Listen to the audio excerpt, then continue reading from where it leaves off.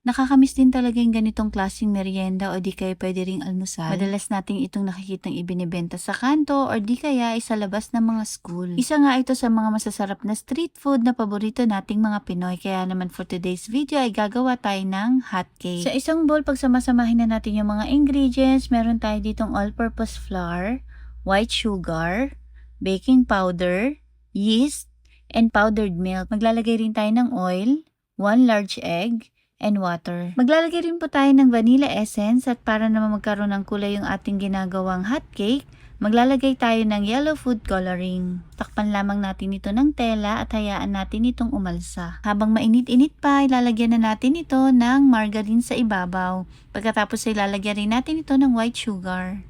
Isa ito talaga sa mga street food na paborito nating mga Pinoy mula noon hanggang ngayon.